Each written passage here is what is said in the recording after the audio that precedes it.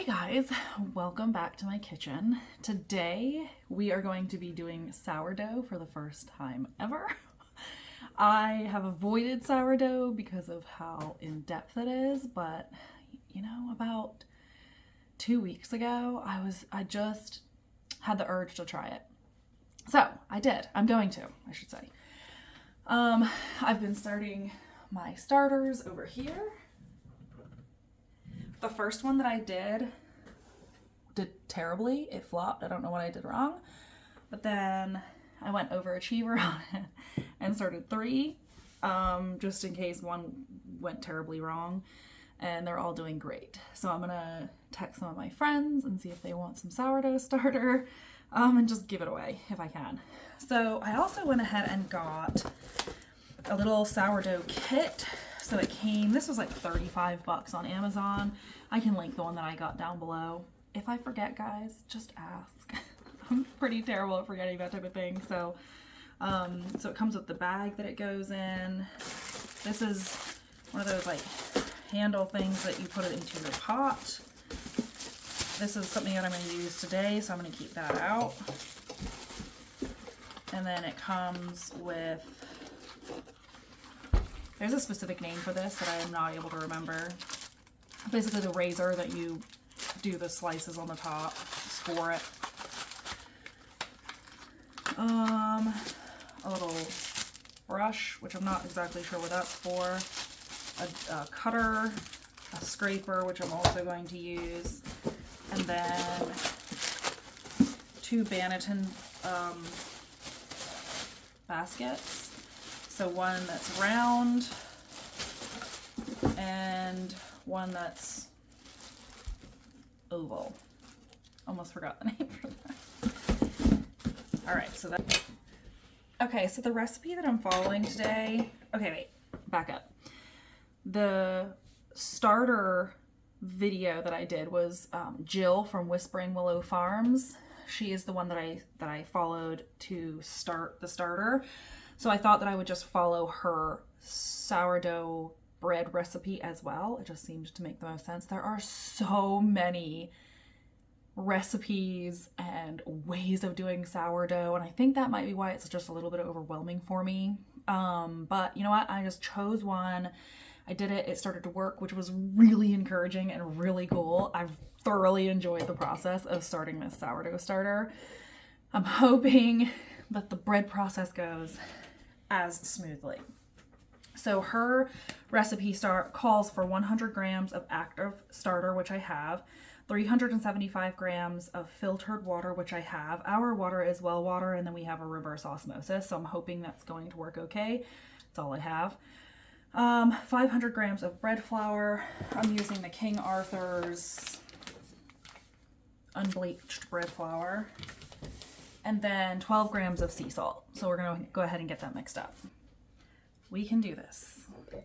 We're not going to ruin anything, I hope. Okay.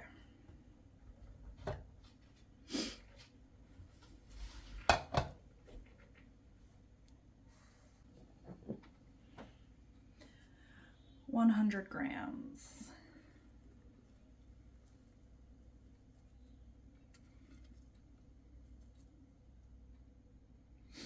$104.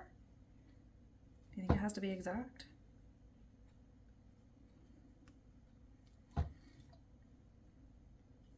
We're gonna go with 101. Does anybody else's dog bark at, I mean, nothing. I'm sure he's barking at something, but nothing that should concern him as much as he's barking at it. Mine does. Okay, so I'm zeroing it, or I'm tearing it again, and then 375 grams of filtered water. I did warm it just a little bit. I'm just gonna take a temperature to make sure I don't, 86 degrees. I'm gonna just, I wanted to make sure I didn't kill my yeast with all the work that I put into.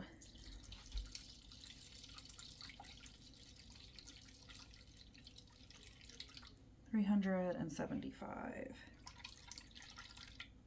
Oop, 76. Okay, so then she said to mix that together.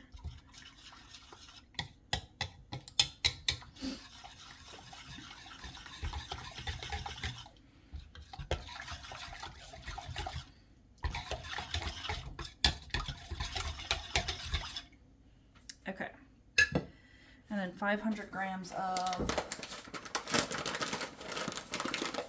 bread flour. This is my first time using bread flour. I saw another video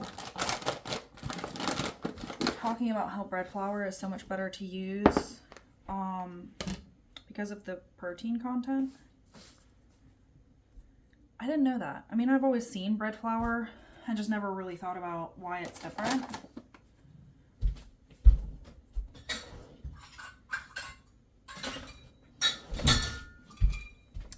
Okay, 500 grams of bread flour.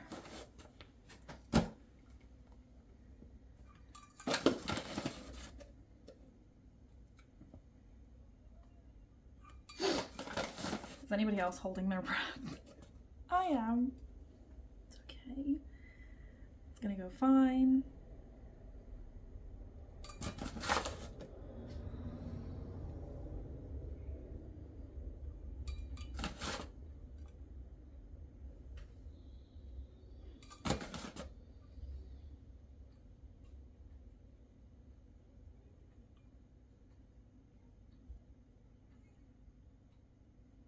Oh my goodness. There we go. And then 12 grams of sea salt. This isn't sea salt, this is just iodized salt, but that's all I have, so I'm gonna use it. Oops.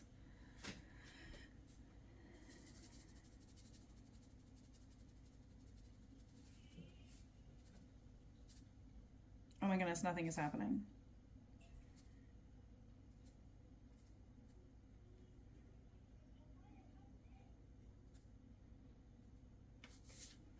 Okay. Now she says to mix it all up. So let's do it. I'm going to change it so you guys can actually see what it looks like and not just me. I'm going to use this again. I hope that's okay.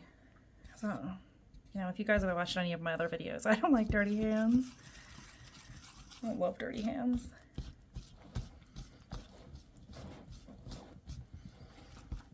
I will have dirty hands if necessary, but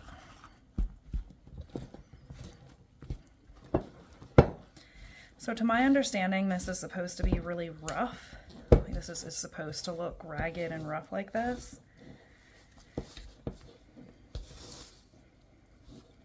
I think I saw in her video where she added just a little bit more water because I think all of this flour is supposed to be incorporated.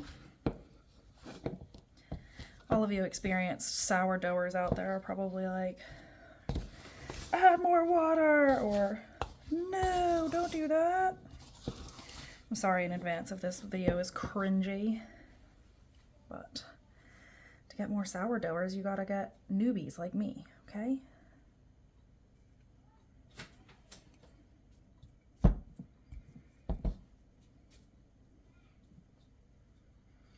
My sister-in-law started doing sourdough a while back and is really enjoying it as well. So, okay. So to my understanding, this is how it's supposed to look. Now I'm just supposed to leave this. You know what? I don't even know how long. I think it's 30 minutes. I'm gonna go watch the video again quickly and see. I'm gonna cover it. Hey Google, 30-minute timer. All right, 30 minutes. Starting now. Okay, I went back and watched the video and she added, or her dough was quite a bit more mixed than mine. So I'm just gonna come back in here and mix this a little bit better.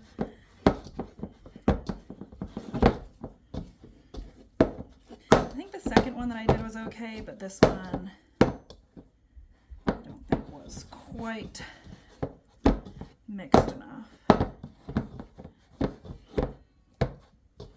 Okay, I think that looks a bit better. I just added a touch more water too. Okay. Okay, we're back. It was an hour of rise time. It is really cold outside here today. So I think it might have taken a little bit. It's going to take maybe a little bit longer. But it looks pretty good. Okay, so I guess I'm supposed to get my hands wet so that it doesn't stick. Okay, wet hands, check. And they said that you just, it's so cool. So much more satisfying doing it than watching it.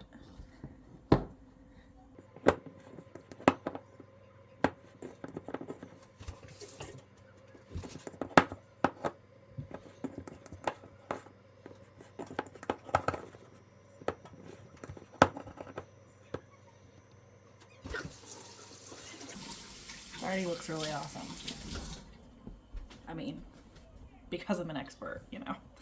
Okay, so I actually turned my oven on and I'm just putting it on top of my oven because the oven surface gets kind of warm, and I'm hoping that's going to help maintain its temperature just a little bit more because it is so cold outside and it's a little bit chilly in the house. I do also have these little rounds on the bottom.